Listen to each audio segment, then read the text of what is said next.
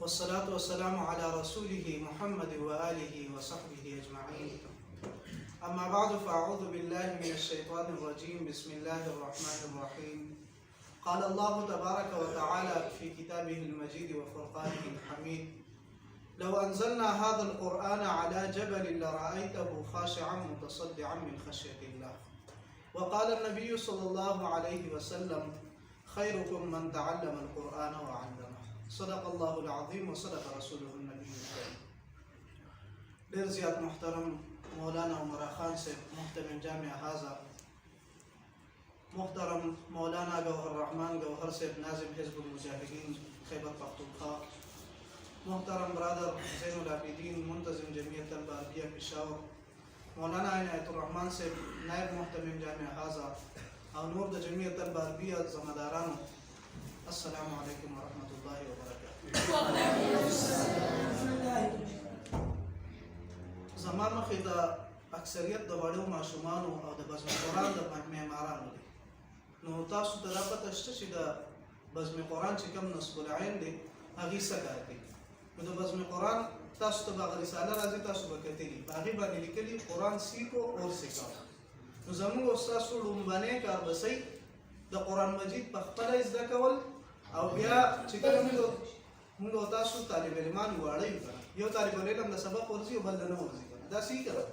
نو هغه کوم ماشوم دی چې سبق ورځي هغه به د بل ماشوم ته سبق ښیي.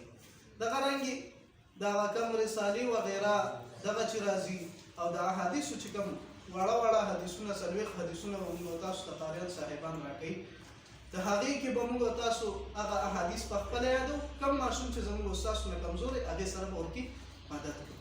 په دې وړو ماشومانو کې په تاریخ کې ډېر ډېر خلک تېر شوي.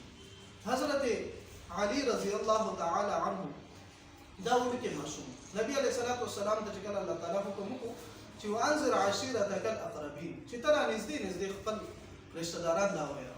نبي علیه الصلاة والسلام د یو روټۍ پروګرام وکړو، هغې ته د خپل خاندان ابولهب او ابوجهل او دا ټول خلک راغونډ کړل، او هغې کې د ټولو خلکو ته د دین دعوت ورکړو چې اوس به څوک ما سره په دې دین په دې دعوت کې شریک شي. نو ټول چې کوم غټ خلک وو، سرداران وو، ابولهب او ابوطالب او ابوجهل، دا غټ غټ خلک وو، دوی ټولو انکار وکړو. هلته یو وړوکی شانتي ماشوم راپاڅېد چې هغه علي رضی الله تعالی عنه. نو د دې ماشومانو د دې کردار په دې معاشره او په اسلام کې داسې دی. دغه رنګې که موږ او تاسو تاریخ کې لږ مخکې لاړ شو، اسماعیل علیه الصلاة والسلام په نوم باندې یو ماشوم ذکر دی. هغه چې کله ابراهیم علیه الصلاة والسلام باندې الله تعالی ازمایش راوستو، امتحان، چې ته خپل دا بچی دغه کړه، قرباني کړه. یو ځل خوب ولیدو، د انبیاو خوبونه چې نو دا رښتیایي او هغې چې په خوب کې صحیح نه هغه به خامخا کوي. یو ځل یې خوب ولیدو چې دا بچی قرباني کړه، بل ځل یې ولیدو بیبي ته راغی زوی ته، په درېیم ځل چې ولیدو نو بیا ورته دا حکم وشو چې دا بچی دې ذبح کړه. نو هغه راغی بیبي سره یې مشوره وکړه، بیبي هم ورته چې دا الله حکم دی. راغی خپل هغه وړوکي ماشوم بچي ته چې بچیه ما ته خو د الله تعالی حکم شوی دی، زه دا اوس قرباني کوم. نو هغه ماشوم ورته څه وویل؟ وایي ته خپل د رب هغه حکم ومنه او ما قرباني کړه، او ورسره روان شو.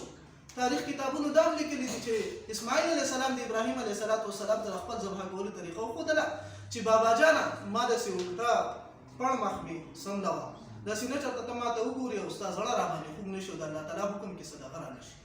نو د وړو ماشومانو په تاریخ کې ډېر لوی کردار دی، او که چېرته تاسو د دغه ماشومانو د هغه کردار او د نبي علیه الصلاة والسلام ماشومتوب په کومه طریقه سره تېر شوی دی، نور اولیاء کرام صلحاء کرام د هغې د ماشومتوب دا څنګه تېر شوی دی، هغې په دې ماشومتوب کې د دین څه خدمت کړی.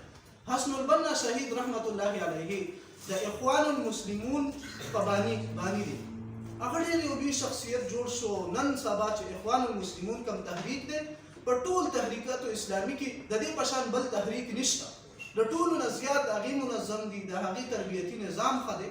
د هغې پسې دا چې چا جوړ کړی و هغه څوک؟ امام حسن البنا شهید رحمت الله. وایي دا وړوکی شانتې وو دغه رنګې، او چې سحر لمونځ دا خپله واقعه بیانوي چې زه به تلمه او ما به سهار لمونځونو ته وخت ټایم کې به ما د خلکو ته راګېټونه ټکول، حي علی الصلاح حي علی الصلاح به مې ویل. هغه ټایم چې کوم خلک د هغې هم دا واقعې ته ذکر کوي چې دغه رنګ یو ماشوم به زموږ کورونو ته راتلو او دغه اواز به سهار په ټیم کې مونږ ته راغله. وایي ماشومانو ستاسو دا درجه چې ده دا الله تعالی ډېره زیاته اوچته مقرر کړې ده.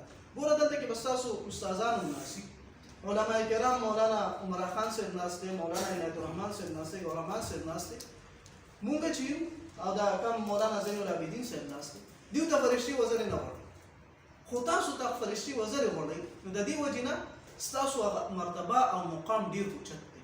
نو تاسو خپل مقام وپېژنئ، په دې ټایم کې ښه قرآن زده کوئ.